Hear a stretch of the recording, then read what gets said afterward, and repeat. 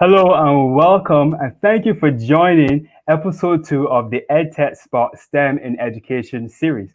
My name is Jonathan Richards, and I am an ITC professional and a freelance Google educator. Now, before we get this show rolling, I want you to let us know where you're from in the comment sections. So feel free to leave your name, your profession, your interest, and social media handle as well. Now, in the previous episode, we sought to introduce STEM as a way of thinking, giving examples of use for the primary, secondary, and tertiary levels. For about an hour today, we will primarily focus on the use of AR and VR for learning, and once again, provide curriculum relevant samples. So, joining us again on this mission is Mr. Jelani Payne. Hi, good afternoon. Hi, my brother, welcome back. Welcome back. Thank All you, thank right. you. So, for those who may not know, Jelani is a STEM and CTE educator and advocate, and a multidiscipline engineer who has worked with many schools and institutions like the St. Michael's Secondary School and the University of the West Indies Cape campus. He's also the head coach of Robotic Adventures, which is an online digital STEM robotics program, and the author of the book Survive, Thrive, and Stay Alive in College, a matter of perspective. You can see the link in the description and also catch this book on Amazon. So you'll see the link in the comment section that is. So he's very qualified, and from our numerous conversations, very passionate on the topic of education, STEM in education. So welcome back to episode 2, Mr. Jelani. How are you doing? I am well, yourself? Things are great. Things are great. We are STEMmy here. All right, so Johnny, in this pandemic, right? This pandemic has challenged us to provide alternative ways of delivering instructional learning. Officials across the world are implementing the blended learning environment, and rightfully so. But they're faced with complaints about their style of implementation. Now, there are genuine public pains of inequity of access, inadequate stakeholder involvement, and school capacity to facilitate social distancing policies. And we've seen examples of officials, deferring the actual start day of school because of these same pains. And some of them have rushed into the school term and are now faced with numerous challenges, the consequences of it. So, what is your response or thoughts on how officials have handled the reopening of schools? So I think right now everyone is handling the situation as best they can, but I'm kind of asking myself what's the rush. It I think myself as well as other people who are very free thinkers are kind of under the impression, okay, well, is the pandemic real or not? Because if it's as real and as serious as is represented in the media, various forms of media, and as represented or shared as it relates to medical professionals, well then how come we are responding with this mad rush to get back to the way things were, as opposed to, let's say, taking our time and really deciding, okay, given that this is where we've been forced to be, how bad is it? And is it that we really need to rush back to where we were, or is there something else we can do? Yeah, that was a really good point. And I was thinking about a comment I heard on the radio this week, and it was from a parent, and that person said, this online thing don't work. That we should go back to the regular way of schooling. And I'm saying to myself, somewhere along the lines, the definition of remote online emergency learning, and the blended learning environment got convoluted somewhere along the lines because they're two different things. And I then thought, it's all a matter of education. Teachers being educated on what is it that we are trying to achieve with the blended learning environment, and what is it that was required from us in the online learning environment. They're two different things, and the components that make them are different. So some other points here that I've come up with here is that efficacy must always come before speed. It is more important, Jelani, for us to get this right before we do it fast. And educational policy decisions must always be data driven, always. Our plans should always be informed by science and qualified by survey data to be effective. No stakeholder really should be left out or behind. This would include the parents, educators, and teachers. So, I agree for the most part. But I also think that can be tricky. Um, it can be tricky in that it can, if you read it correctly, sure, it can lead you in the right direction, but else it can also lead you down a path where you're looking at persons who might not have the right perspective, as my book says, the right perspective through which they're viewing things. But that's why we're here, Jonathan. That's why we're here Yeah. focusing on the STEM and Education series, and today looking at augmented reality and virtual reality.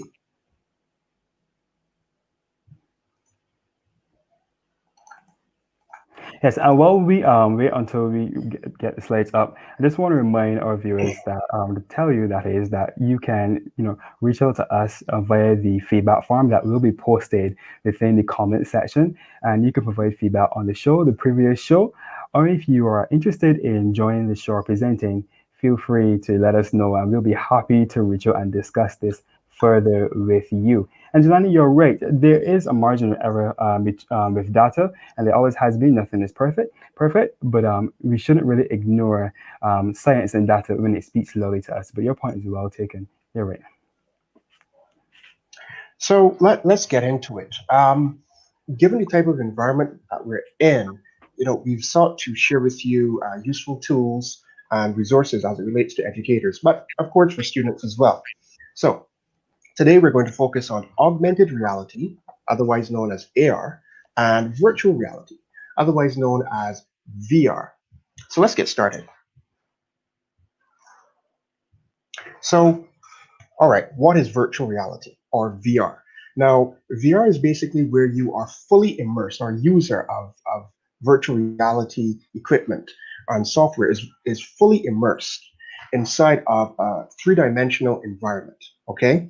And it's a different environment than the reality that you and I are seeing right now. Now, when I say fully immersed, the next point will actually explain that. The end user, that person that's using this software, this equipment, they cannot see the real world around them. That's why we call it a virtual world, because that's where they are. They can't touch it, feel it, or smell it, but at the same time, they can see it and they can at least hear it. And well, then again, you never, Jonathan, the touching and the smelling might come later on. That's pretty interesting, right? When you think about it.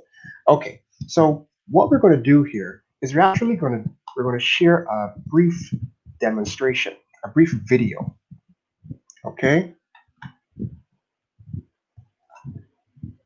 and this video is going to give you an idea of what VR really is.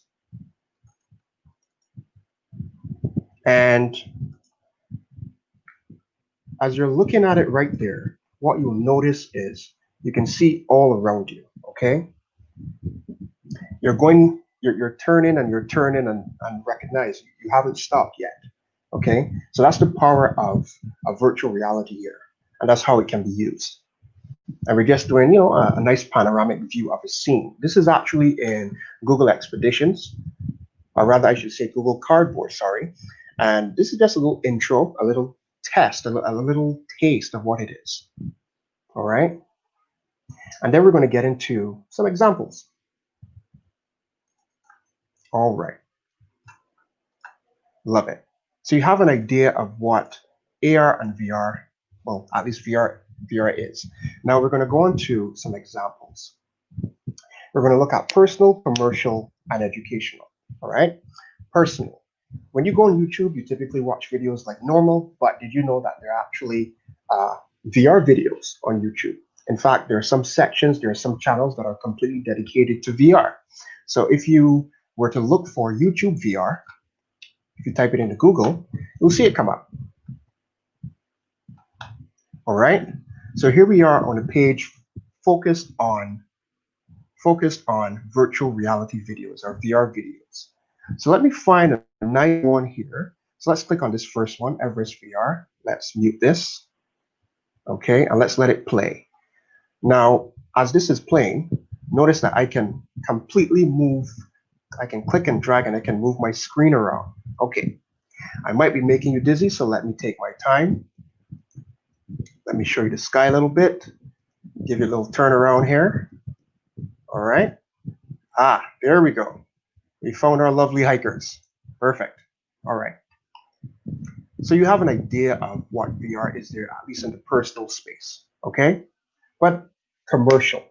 Now, this is really exciting to me. When I first saw this, I was thinking, wow, the plethora, or sorry, forgive the big words, the vast amount of opportunities possible. Okay. So let's look at it in the context of real estate. This is Matterport. And what Matterport does, it allows you to take pictures of real estate, especially the interiors, using 360-degree cameras. Now, we'll explain this later on, but a 360 camera or 360-degree camera simply takes a picture in 360 degrees. That's it, as opposed to a flat on to the image, okay? And then you take those images throughout the house, and then you upload them to the Matterport software, and it then binds those pictures together. So now you can actually do tours of real estate. Okay. So this is very, very interesting because this doesn't have to be only used for example, real estate as it relates to residential or commercial. It can be used for so many other different things. All right. So that's Matterport. But educational. This, after all, this is an educational program. So we can't leave it out. Okay. So what I'm going to show you is something from Google Expeditions. Okay. And I'm going to show you a career expedition of a food technologist. I know persons are always asking us about careers as it relates to the resources and tools that we talk about. Well, here you go. Food technologist. Sounds funny, right? What does AR and VR have to do with food? Okay. Let me help you. Let me assist. So here's a nice video, which is actually going to show you right now.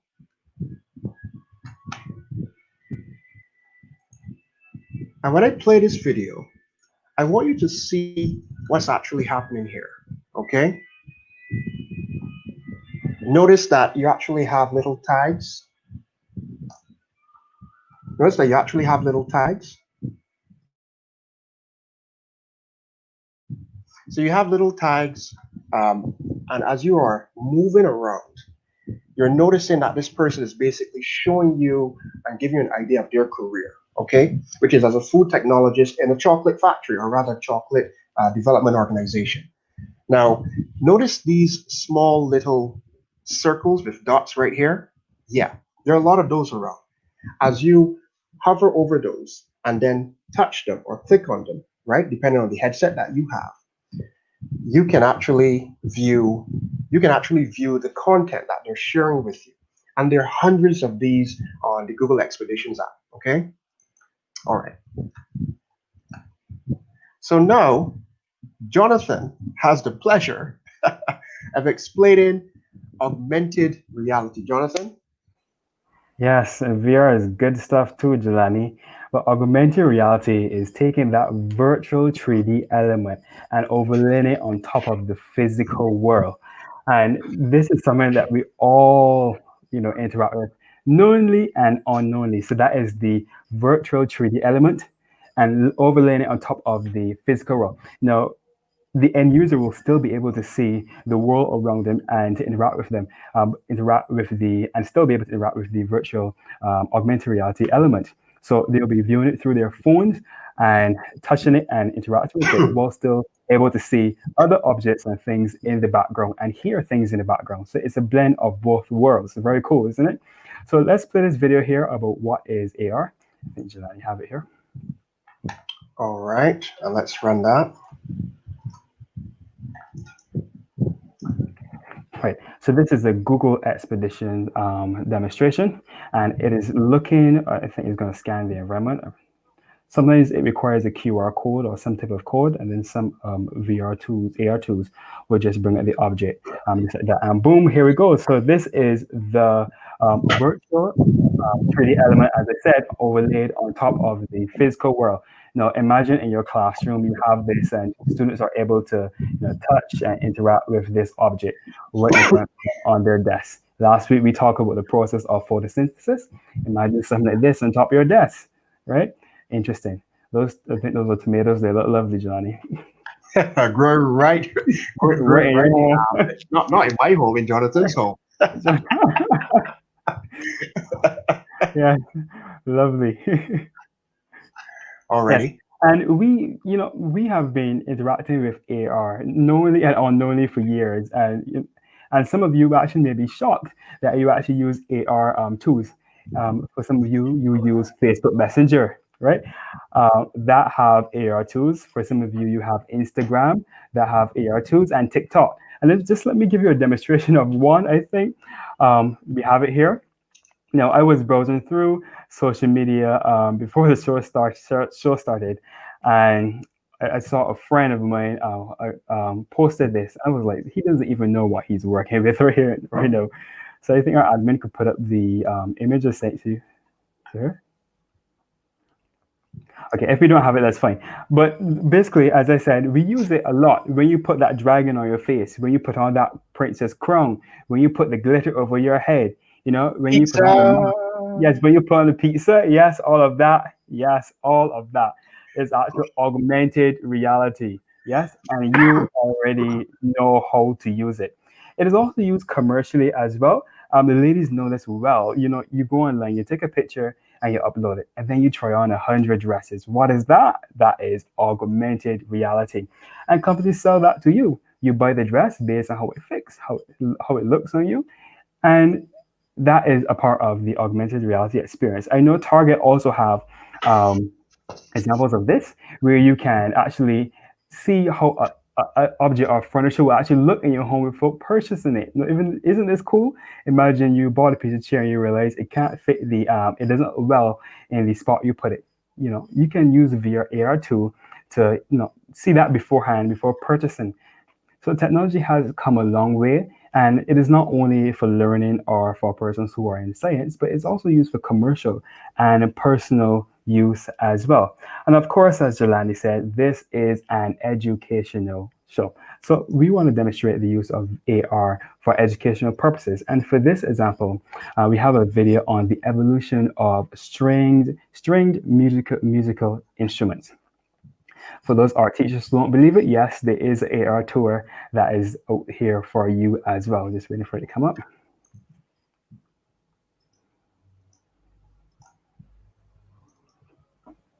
Yeah, so once again, this is a Google Expeditions tour. Right, just waiting for it to scan.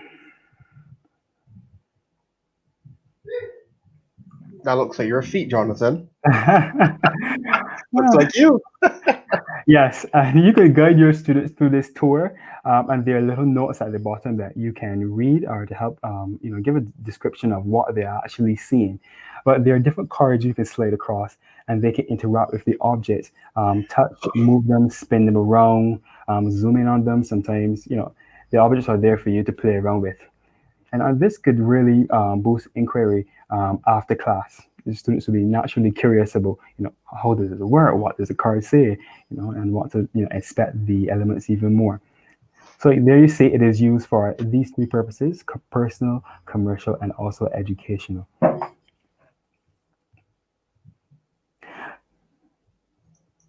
Right. So a lot of times, VR tools and resources out there, and persons may not be aware of how to use it, and that may be a problem. They don't know how to use it, therefore they don't see or know the value of it in education. So Jelani, go ahead and tell us more about the value of using AR and VR within education. So, as an educator myself, the first thing that I think about when it comes to any type of tool or resource for education is I'm thinking about the value. Okay, how valuable is this to me? For example, in episode one, we spoke about uh, Google Science Journal, which is actually migrated to a different platform. So it's even more valuable to me now. So again, AR and VR, how valuable are they? Well, if you think about it, if you look at this nice lady here on the left, she's doing a nice hearty belly flop.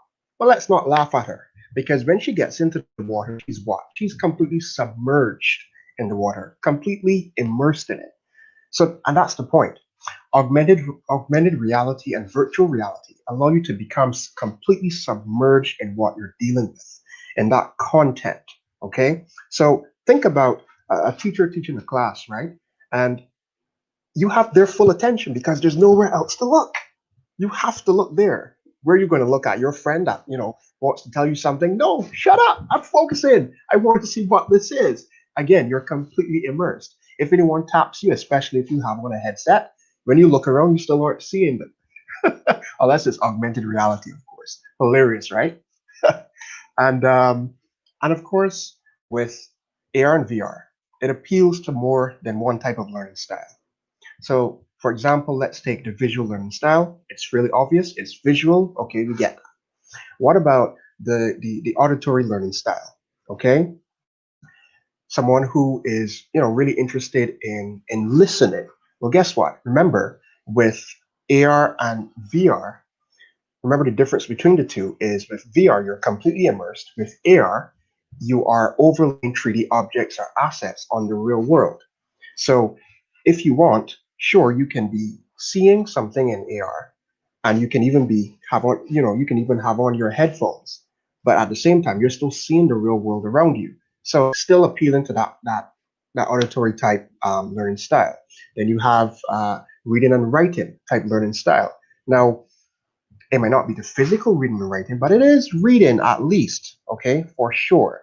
And when you are, in fact, we're actually going to show you some apps which are going to not go too deep on the reading, but we are going to do a little bit. So it appeals to that learning style as well. Kinesthetic, not exactly. We're not touching anything here, but we're going to get close. We're going to get very, very close. Why do I say that? Well, so I actually have my headset here, right? This is my headset, my virtual reality headset. So I slip my phone in here, right? And I can actually view things in AR and VR because it works as both. Now, here's the thing about it. If I'm a kinesthetic learner and I like to touch and so on, stuff like that, now Jonathan is going to share with you something later on which you can actually use. Some persons actually have different elements that they hold in their hand, which act as tags or targets, right? So that you can actually track your object in VR or AR, okay, when you're looking at it. So how can we use this AR and VR? Well, mobile devices. You see that mobile phone? Now, we showed you with Google Science Journal in the last episode how powerful it was. Yeah, but we're not finished with you yet. By the time we're finished, your phone is going to be overheating.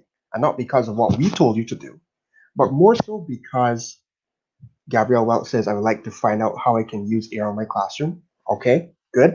Thank you. But more so because what's really nice about it is all the apps that you have and that we're going to share with you when you put them on and you're running them, that's going to make your phone overheat. I'm not saying this to be, to just say. I'm saying because you're going to be so excited at using these tools. You're going to be so excited that you can immerse in these tools, right? And with mobile devices, we're talking about phones, laptops, and tablets.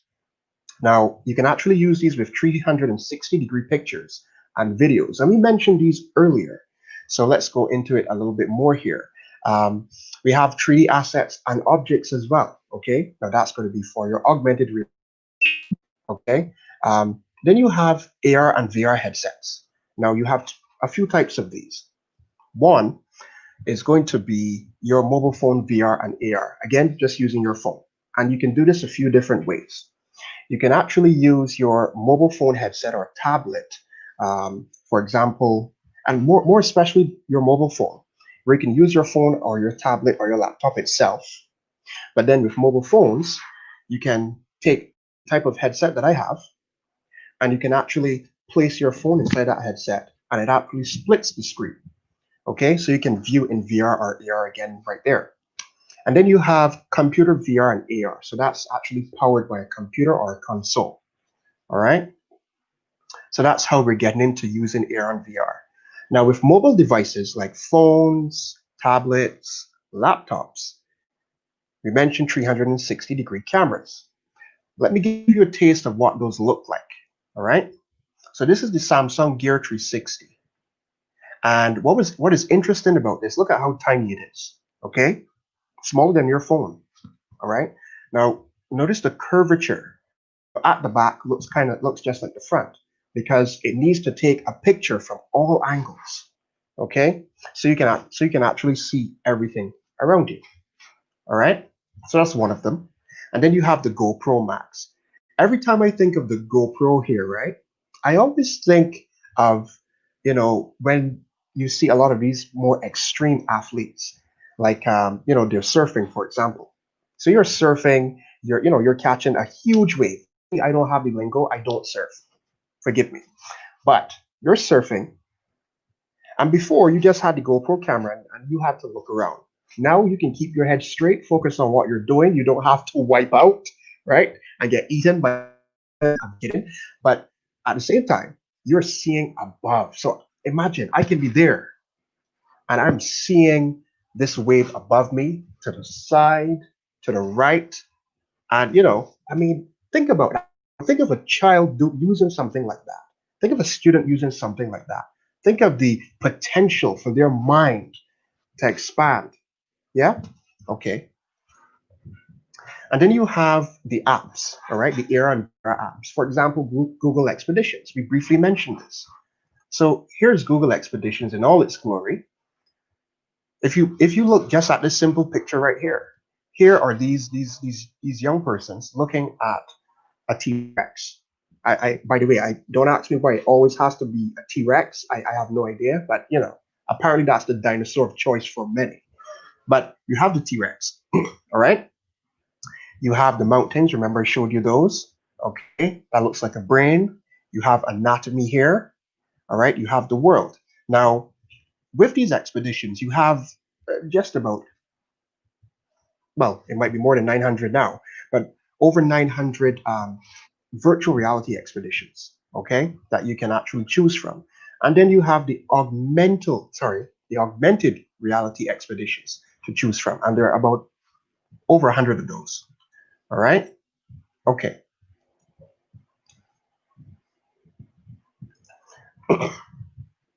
Continuing with how we can use AR and VR. Remember, someone asked in the chat, someone asked that question, how do I use it in my classroom? I'll show you. Here you have an AR headset, which is similar to mine. Now they have various types of these. Remember, Jonathan, I would have told you that I was looking up these headsets, like about a year ago. I was doing some deep research.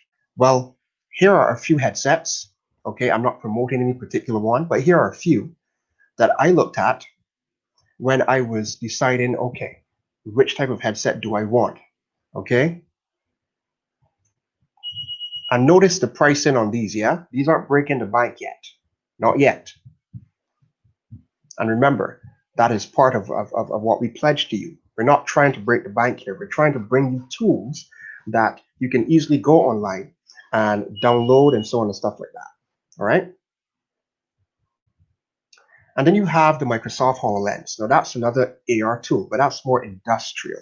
So that's like powered using a computer or a console.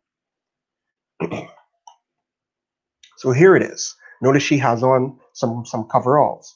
So when I think about that, as someone who has a background in engineering, I'm thinking about when I used to do maintenance.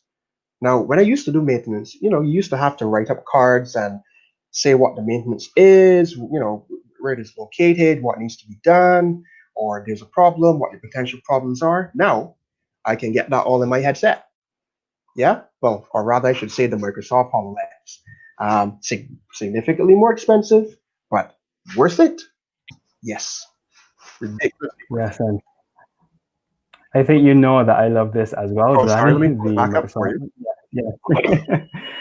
Yeah, this is very, very useful in like an asset management department. I can see this being used in Right. that section where you have to manage inventory and you need updates or stats on that inventory when it was last used, maybe the depreciation timeline.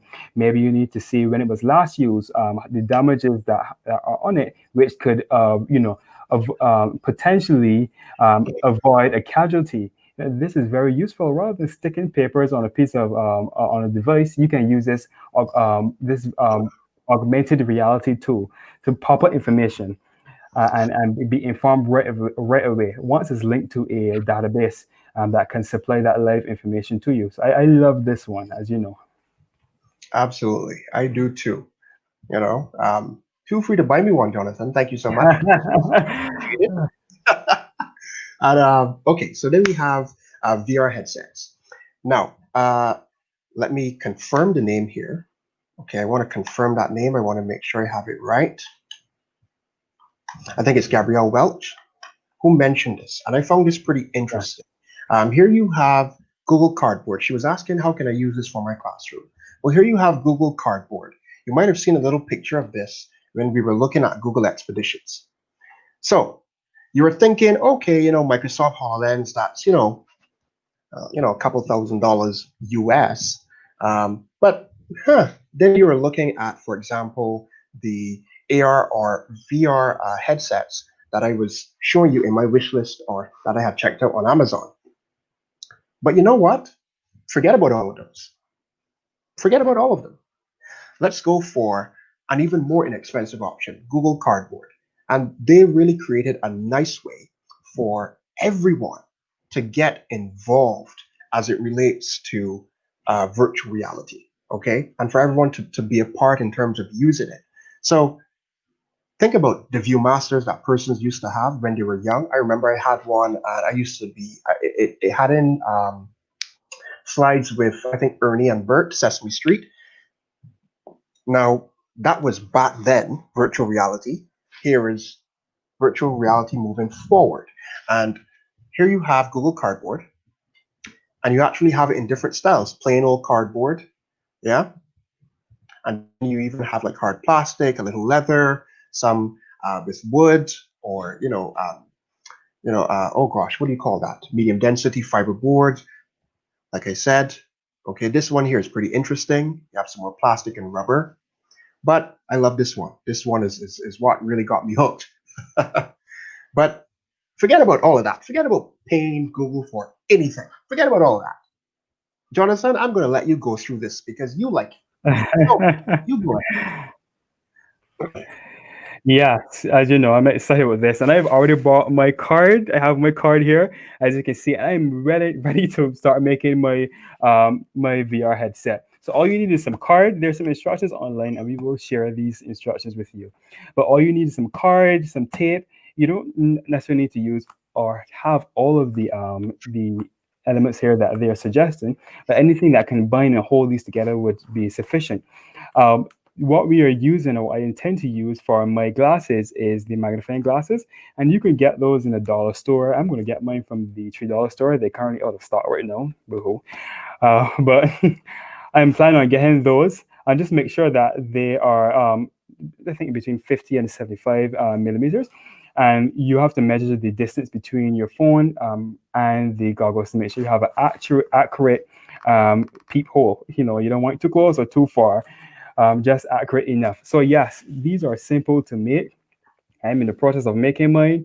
I would love for the next episode. I would love to show you my cardboard VR glasses. So join me on this. And this can also be a nice little art project for school, where students begin making craft on their own, tech craft, cardboard tech craft. And there's also a good lesson in recycle and reuse, protecting the environment. It's true. It can be used from, through so many different angles. So let me show you now the computer or console VR, where the headsets are powered by a computer or console. So here you have the HTC Vive.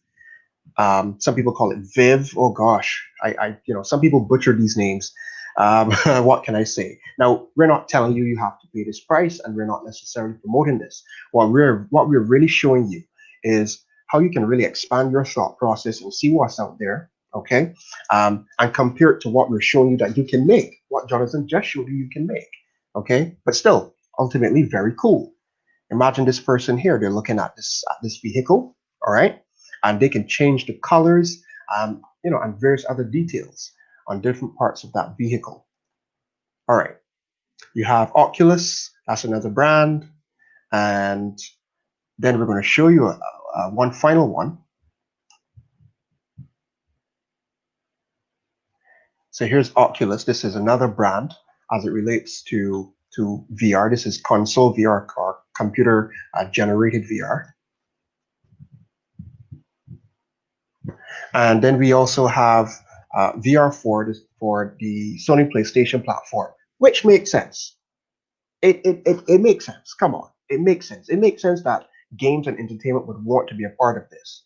In fact, what is happening a lot is that you're finding gamification being brought into education more and more so that students actually have a different way of interacting with the content. Okay, and VR helps a lot with that, for example. All right.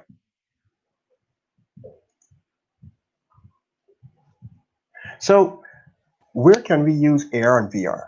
Well, we mentioned a number of these already. Jonathan spoke about social media with augmented reality. Okay, those face filters. All right, even games, by the way, note that. You have navigation. Um, Again, imagine you are driving somewhere. Now you can have the navigation on your face, on on in glasses. In fact, lots of cyclists actually have augmented reality glasses. In fact, much of the augmented reality headsets, very specific, expensive headsets, by the way, are typically for cyclists.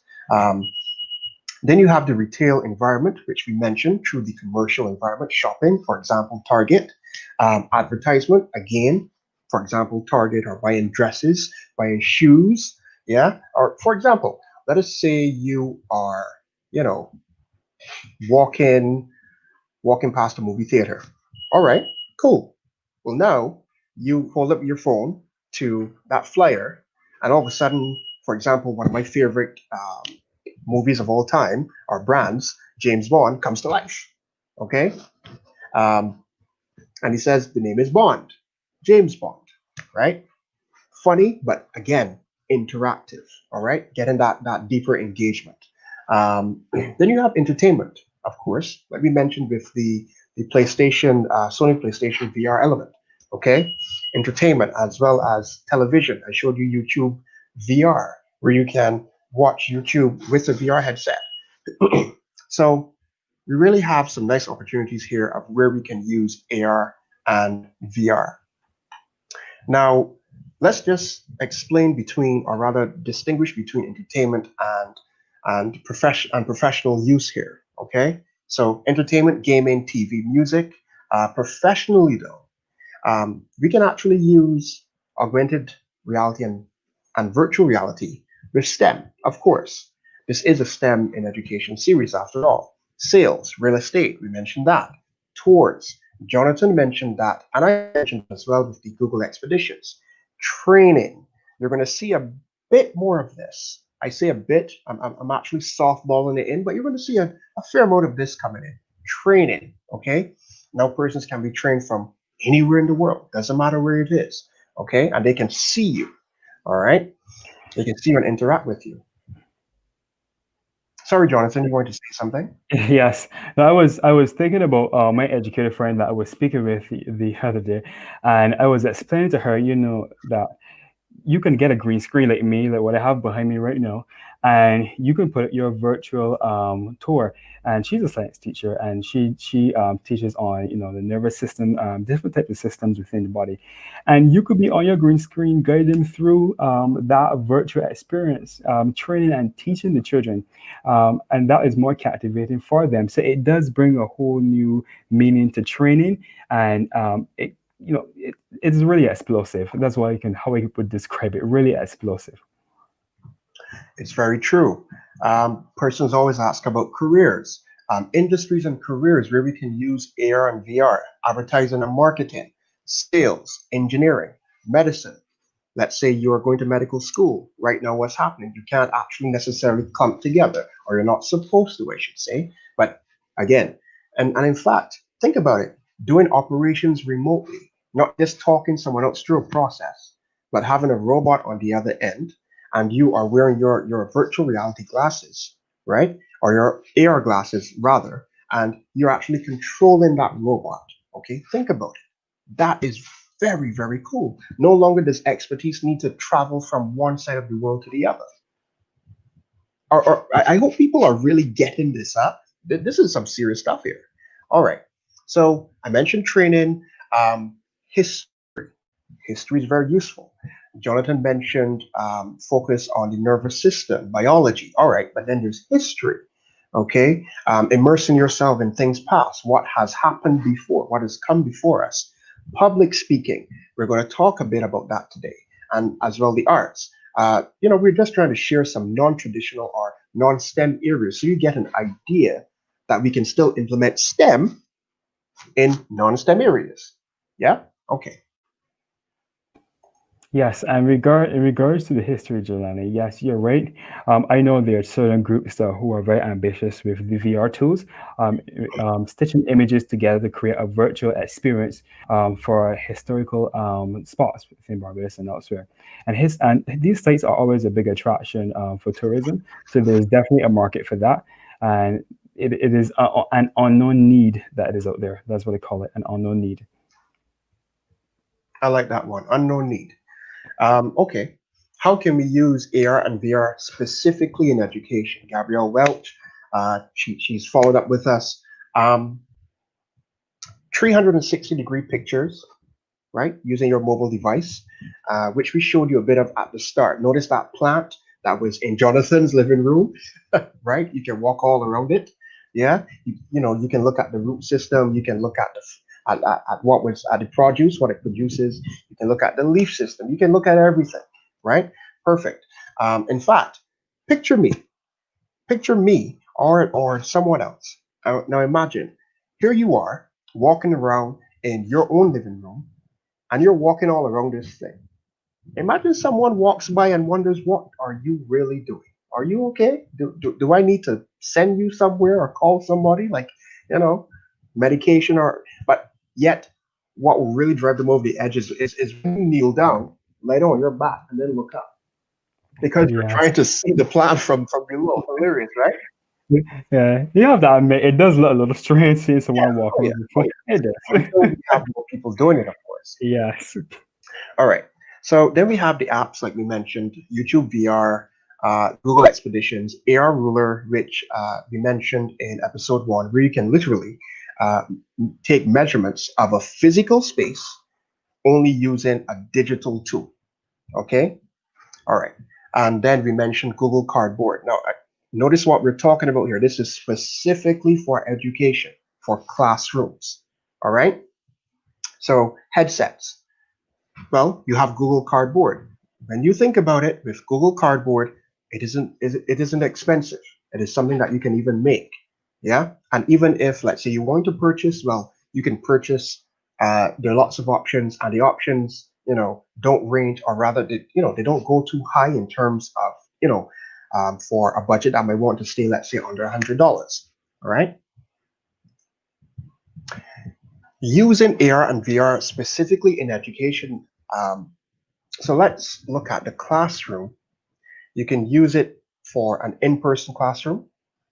You can use AR and VR remotely. You can use it on the go.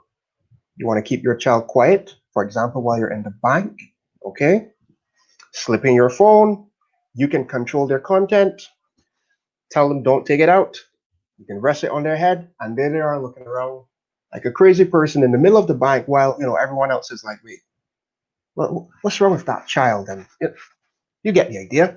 Um, when we talk about AR and VR in education, we're talking about adventures, folks. We are talking about adventures, all from wherever you are. Everything comes to you.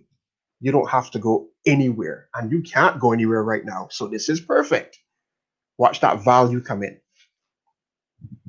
And you have experiments. Again, using AR and VR to conduct some experiments. Okay. For example, looking at the same stringed instruments. Okay. How did they change? How did those instruments change? Okay. How many strings did each one have? And different things like that for, really great experiments and discussion, even simple research. Yeah. For example, looking at the anatomy. Now, a medical student doesn't have to look at a YouTube video, or rather, I should say they can look at a YouTube VR video. They can see everything from every angle, which works. Because guess what? In medicine, when you're inside, a human body, you don't get that opportunity.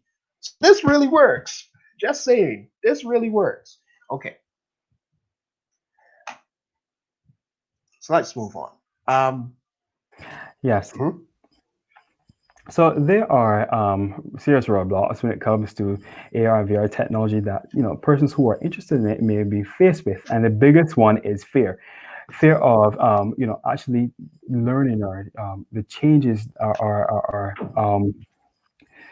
fear of being seen with the devices. They may not know what it's about, and the idea of this virtual world layered on top of the physical world, some of them associate it with demon possession or something like that. They people do it is real out there. But that is not the case, and you don't need to worry about that. The second roadblock is time. The time it takes to research and to study, and the efforts that to put in to get these prepared demonstrations for your class. And I would couple time also with knowledge. People are also afraid or to read or to research, and they lack the knowledge, and therefore they are afraid. The second roadblock here is cost and funding, which is a big one. And it's actually one of the biggest roadblocks when it comes to ICT in general. Where do we receive the funding to for these projects, for these VR tools? Well, there are ways that you can implement funding. One, you can ask for donations within the community. You can raise funds through PTA events. There are companies that are willing to have the tools and expertise that would give the funding, or if not funding, technical assistance to you. Um, that to help you along with your projects. And many of these persons are professionals within the companies as well. They have children as well, and they want these things within the classroom. And then there are the more ambitious type of funding, which is grant funding or loans. And there are numerous organizations out there that would be willing to provide funding for your ventures. You just need to approach them in some instances. They want to see the lead users, which are the teachers and students within the schools, who know the problems that they're dealing with and have the solutions. And they want to work with you. So I would advise you, if you have a solution already pre-planned, and you want to develop one, reach out to these funding agencies, and they'll be happy to work with you. And just to give an example of some of them, there is the Caribbean Development Bank, there is the Maria Holder Trust, the Sandy Lane Trust, that is locally. The other fundings, like there's a branch for the Microsoft company that also fund ICT projects, and Google also fund projects. There's I think, the Carolina Foundation, Mariana, they also fund projects. And I may be, missing a lot. There are many more funding agencies, IDB, UN, that you can approach for funding. Um, there are other charities that you can. You just need to, really look and put in the work in order to get to receive it. And even if you're denied the first time, it just means you need to, readjust the financing, make sure your objectives are in line with what you are saying, but the funding is out there for you in some way or some capacity. Yes. Uh, I'll let Jelani speak on the fear of competition. Right. So I think we're all mature enough to recognize that when it comes to STEM actually competes, for example, with sports and entertainment a lot. STEM has a more serious area, a more technical area in terms of academia. Yeah, and the challenge is with these activities outside of education and the classroom. These actually compete with areas of perceived importance. Yeah. So you have STEM competing with athletics. You have STEM competing with various types of sport and entertainment within various school institutions. And then this is one that we actually added in. We didn't have it in before, but it was something that we talked deeply about, and it makes sense. Sickness is another Yeah. roadblock challenge as it relates to using these headsets. Now, we're not saying that you're gonna have any issue. What we're really sharing with you here is that you have to be careful of how much you use these headsets, okay? Because remember, you're still putting a phone right in front of your eyes. You're still watching the screen, and so you have various reasons here. For example, motion sickness. Yes. Um, Go ahead, Jonathan. You want to say something? No, I would just agreeing with what you're saying. These health challenges are real, And I know for some people, they're going to tell the children, it's like a ginger mint and sit down. That is not the solution. There are real challenges with this. Persons who experience these type of symptoms, dizziness, motion sickness, with using VR headsets, you should really stick to the AR experience, which would be better for you. Right. And I think now we've come to one of Jonathan's favorite parts, or the most, his favorite part, I should say, of the webinars, which are the sample project lessons. And Jonathan, you're up first with the primary level. Yes, Jelani. For those who watched the first episode, you know that we are men with plans. And I always say, all of this talk don't mean anything unless we have something to show for it. So here is what we have to show. Some sample projects starting at the primary level on the topic of ecology, social studies, and geography. And just let you know that these examples that we are demonstrating here today are based on the national MOE curriculum for Barbados. And I'm quite sure this will also be closely aligned with other curriculums in other countries that you are viewing from. So let's begin.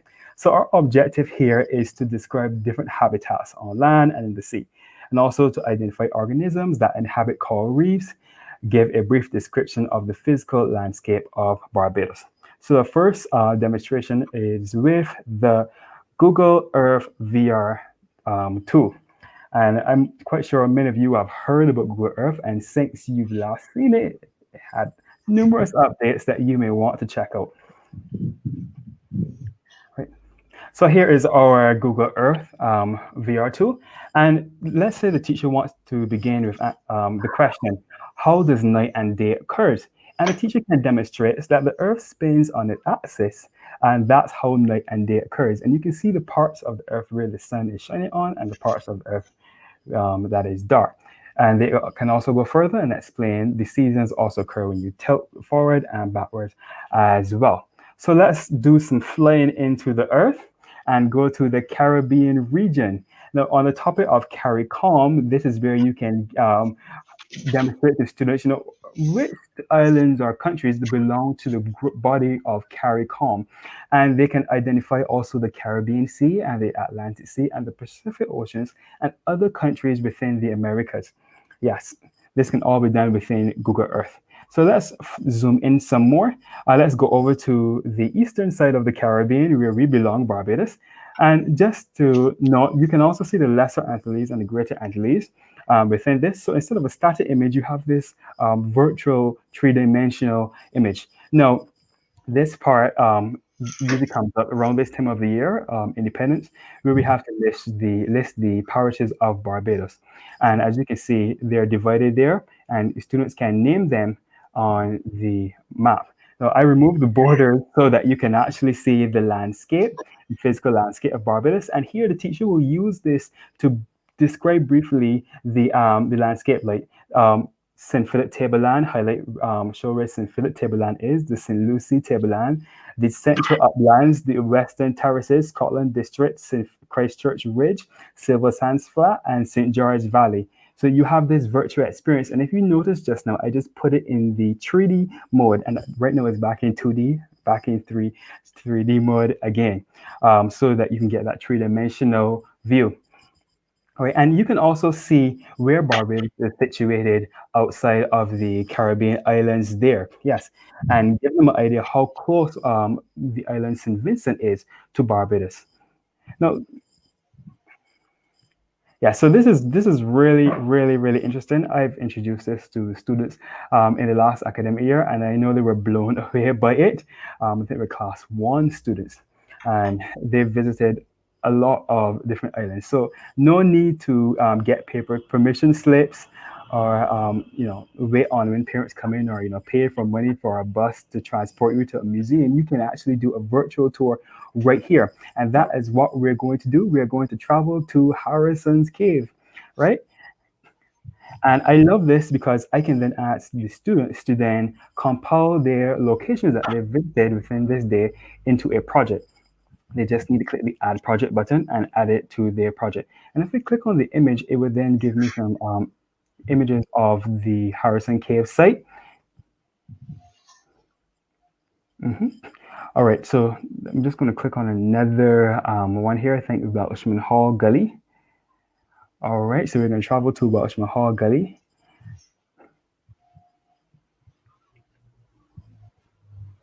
Right, so we spoke about sometimes persons get dizzy when viewing VR tools.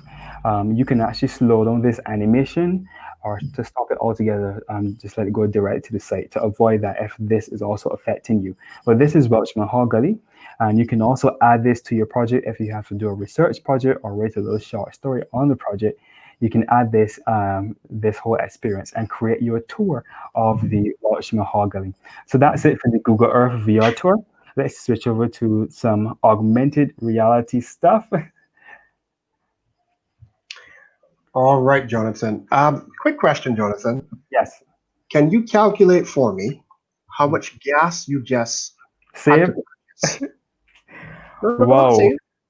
Tell me how much Um, gas you just purchased. I just purchased. I know that could be between $50 to $75 in gas, Jelani. Ah, Yeah. okay. Oh, Yes, all of that. And don't forget lunch and bus fare.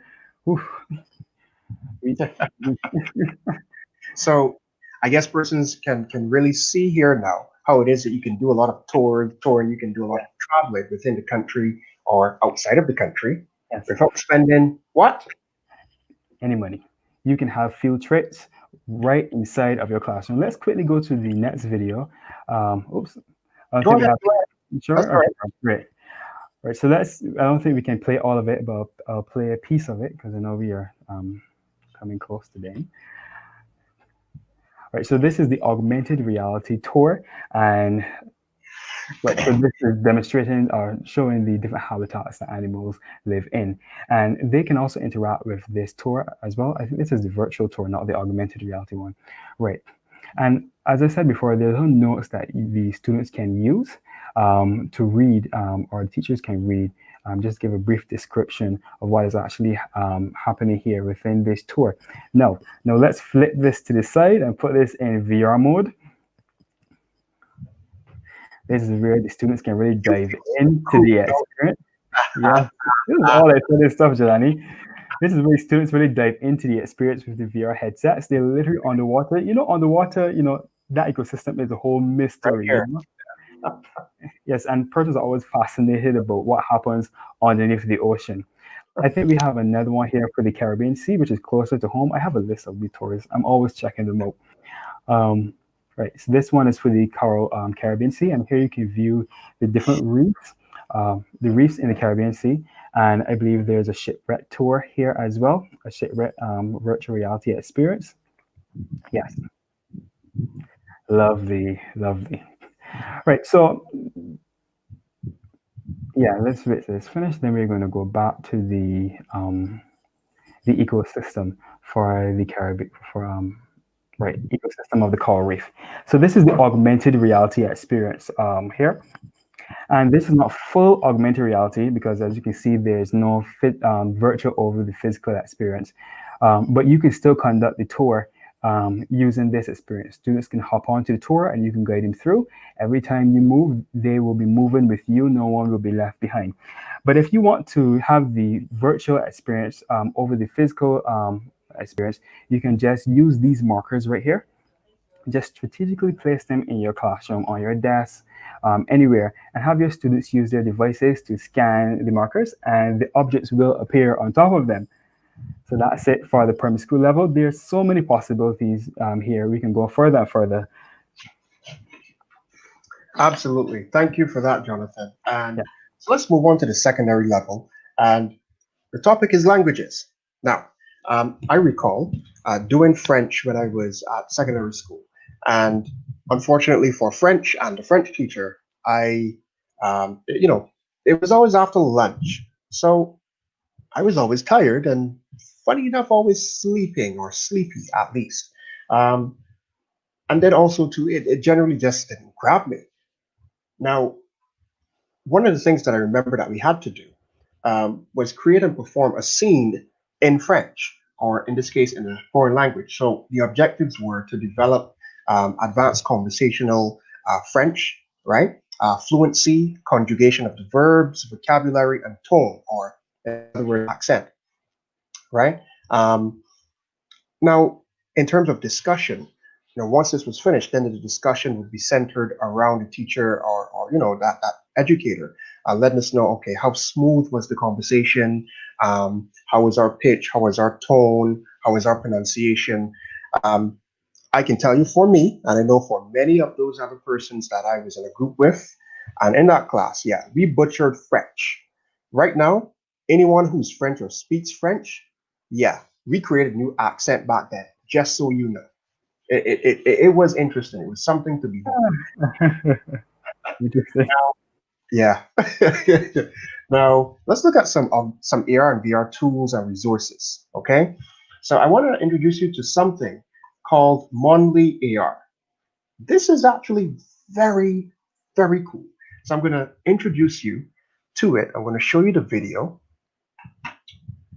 And the video actually has audio. Let's see if you can hear the audio. I'm not sure. So let's pause and let's turn it up. And let's go.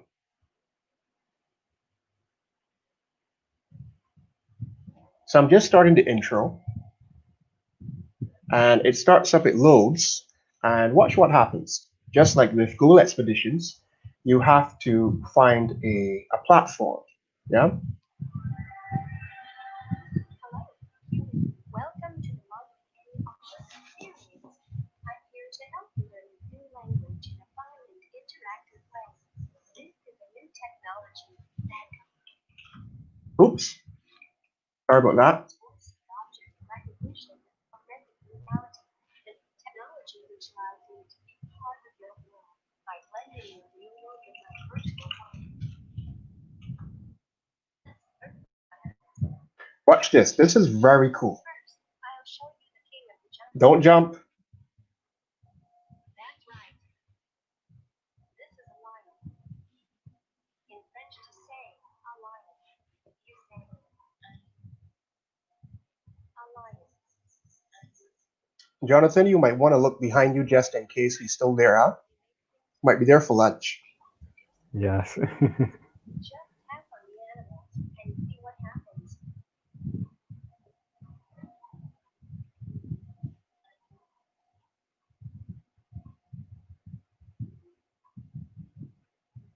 Now I can actually walk up to him, and those little dots, just like with Google Expeditions, they're actually words and or vocabulary, and it translates them for me. Just don't get too close, so he might bite you. I bet this is the closest anyone will ever get to a lion in their life. Oh, Sure bet. very low. Okay, let me see if I can turn it up.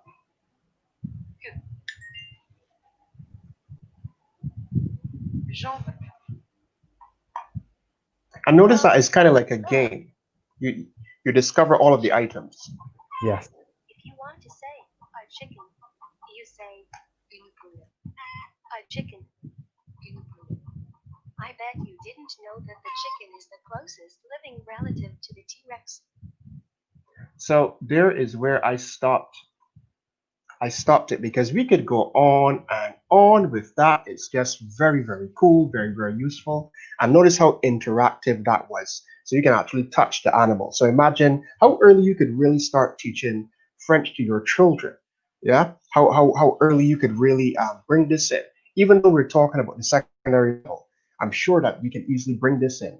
Notice the colors and the content for a primary level. All right, and then there's Immerse Me. Now, not to take away from Immerse Me, but Immerse Me, it costs a bit of money, right? Monthly now, notice that in that app, you had to pay for certain parts, but at least the introduction and a few other parts were non-paid, okay? So let's take a brief look at Immerse Me here. And again, learning languages. Now with Monthly, you had about 33 languages that you could learn. That's a lot. That is a lot. And in this case here, you have, you have yet another app that you can actually use to learn languages here yet again. And so I find this very, very useful. Okay, a very different way to learn languages. especially in these times. I was actually discussing with someone recently how useful the ability to speak a different language is. Okay, how useful it is in terms of professions and jobs. I mean, you have no idea. Maybe that's the perspective we need to start teaching from. For example, hey, go into the AR and VR, start studying French or Spanish because guess what? You can actually double your salary. It's plain and simple, right? Now, this is actually the first app that I downloaded on my phone for VR and that I used. And it's called Virtual Speech. It's a public speaking virtual reality application. So I'm going to play a video. Rather than take you to the link, I'm going to give you a little insight into how this really works. Now, remember, we're still talking about languages, but in terms of languages, we're really focused on speech, how we can conversate, our fluency, okay? Our ability to communicate. That's what we're really talking about here, okay?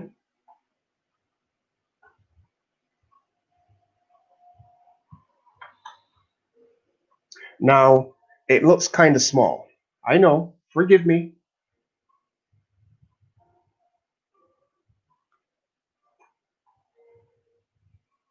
But if you can appreciate what's happening there, um, is you're actually on stage, okay? You hear that background noise, or rather that background music, that's all for you, okay? And as you're looking around, in front of your face, what you're seeing, or you're seeing options in terms of different settings. So you're seeing, for example, an area where you can, uh, where you can speak to a large auditorium or a small one, all right? A large one or a small one. And then um, you have the option where you are given tips. For example, you're given tips in terms of, okay, are you looking to the left too much? Are you looking to the right too much? Are you using too many filler words? Okay, are you speaking too softly, too loudly? All using the app regards to your phone sensors. All right. And you can actually upload your presentation slides. That's where we're at right now. Behind you, you have your actual presentation slides. Now, I'm going to take you to the link so you can see it up close because that was a little small. Okay, so here you are, and here's the app. So these are the types of things that you're seeing. So imagine you are, you are preparing for a meeting, right? Um, an office meeting. You're preparing for, an office presentation to management, to other staff, okay, to colleagues. And here you are. You can actually practice for it. You can always practice. You can also practice as though you were in an interview. You actually have that setting as well. Very, very interesting. Very, very useful. Um, Also, you can get courses within this app. Okay, you can get VR training or even live training, but again, through the VR app, right? Okay. Um, and like I said, you have various public speaking settings like auditoriums, conference rooms, meeting rooms, interview prep, and so on. All right. This is actually so useful to me. The reason why I think it's so useful is for this simple reason. Public speaking and the ability to communicate is actually very useful for many, but many are so afraid of these things. Okay. Um, Most persons aren't a loudmouth like me.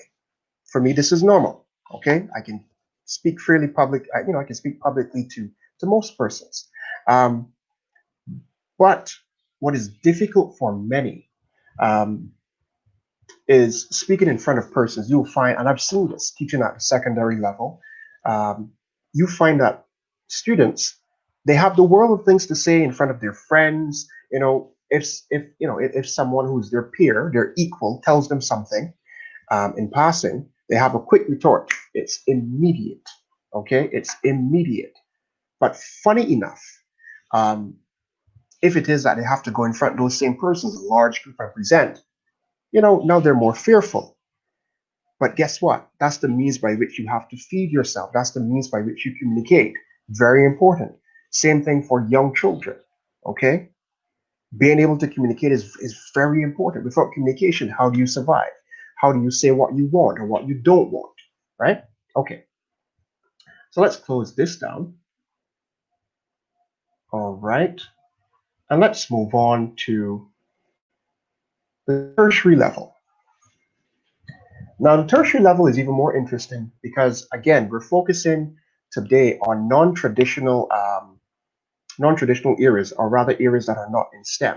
So let's look at culture, creatives, and the performing arts. Okay.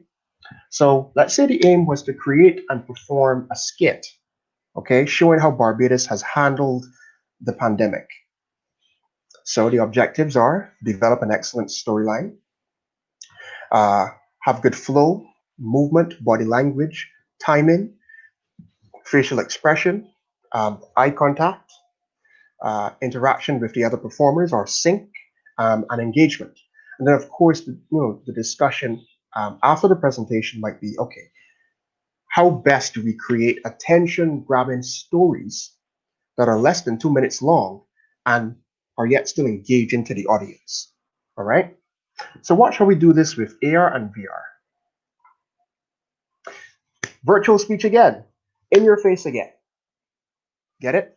Do you understand? Are you seeing it? Are you seeing how you can literally prepare for this? And not just prepare for this, but learn how you actually engage using this tool. Okay, now I showed you that tool already. And what's funny is the bird over here, you're trying to be as good as he is, right? you're you're really trying to really fulfill your goal of being able to act in the way that you should, and so as to engage the audience. Remember, acting is still public, it's still speaking, it's still communication. And in fact, actors have to be better communicators than Jonathan or I, because they need to be able to communicate a lot non-verbally with a look. Denzel Washington in the Equalizer, one look. Yeah, no thanks. I would have messed with him. He looks serious. Get it? Right? 360 photography and videography. Okay. Again, in the arts. Now, let's say you have someone who wants to do a backdrop. Again, you can upload this slide to the virtual speech, public speaking VR, and you can have a panorama showing. Okay. You can have you can show that movement. All right. Your backdrop doesn't have to be static, for example. Okay. All right. Google Tilt Brush. Now, I don't think many persons even recognize that they actually have a different type of surface to draw, paint on, to decorate now, which is a virtual space. Yeah. And you actually get that with Google Tilt Brush. So, for example, imagine your child. You have on, and by the way, this actually uses more of the computer powered and console powered headsets, VR headsets. But imagine a child using one of these and they're actually painting or drawing or sculpting in a virtual 3D space. How do you think their minds would expand from that? How much do you think they would grow doing that during summer? Yeah, creating. Just I can fully immerse myself in this space. Get it? Mommy and daddy don't need to worry about me. I'm always going to be right there. I'm not going anywhere else because I'm there. Focus on this, what I'm doing. All right. So I find that very interesting. In fact, all over my Instagram, I see a lot of this augmented reality and virtual reality, where persons are actually painting and creating art in 3D spaces. So you see all of that art that costs like $100 million and these stupendous prices that billionaires have or store on like their mega yachts out on the sea, so as to avoid taxes.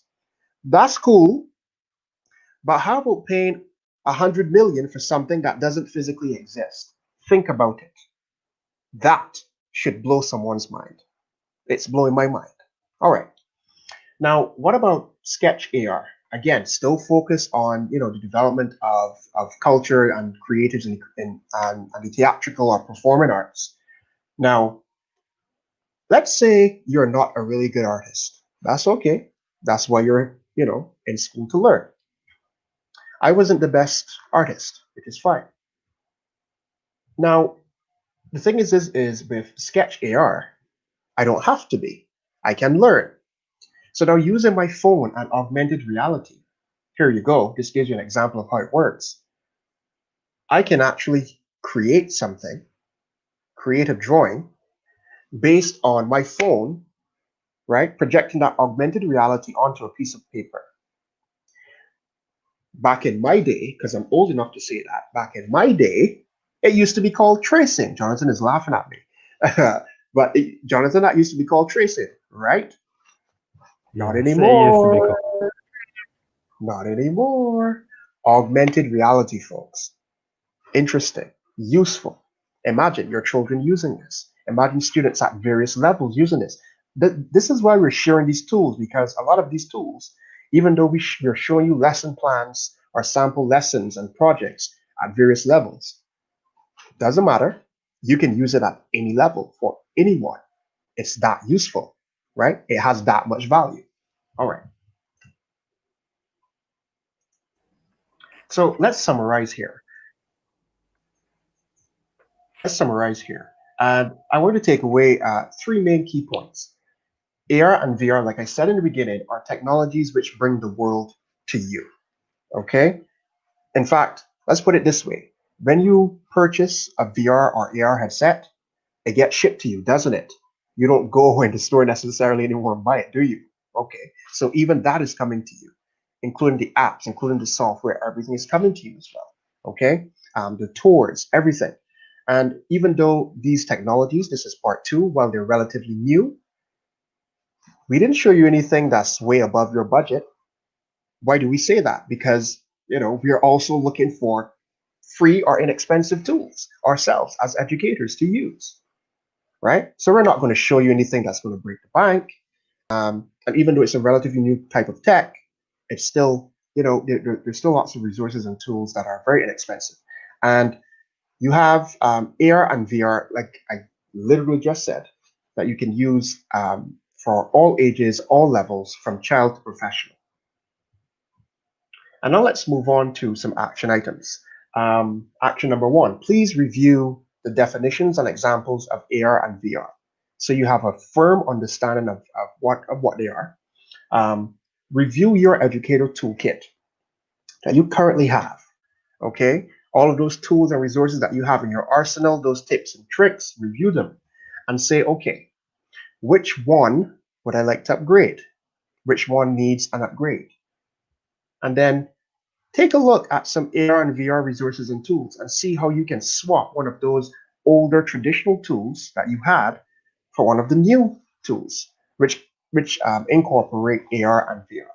All right.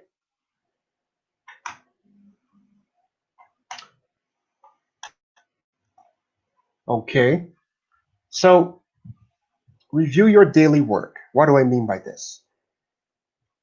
Take an average workday and break it down and think about how you can use AR and VR during your workday, okay, as an educator. And if you review the tools that we've shared here today, I'm sure you can find something either that we shared that can work for you, or we've given you enough perspective, enough confidence to go out there and find a tool that might work for you. And you have Google Cardboard, Expeditions, YouTube VR, the Google Play Store, Mondly VR with the languages, Immerse Me, again with the languages, Google Tilt Brush, the virtual speech, right, the public speaking VR, and you even have Google Earth that Jonathan mentioned. All very, very interesting and useful.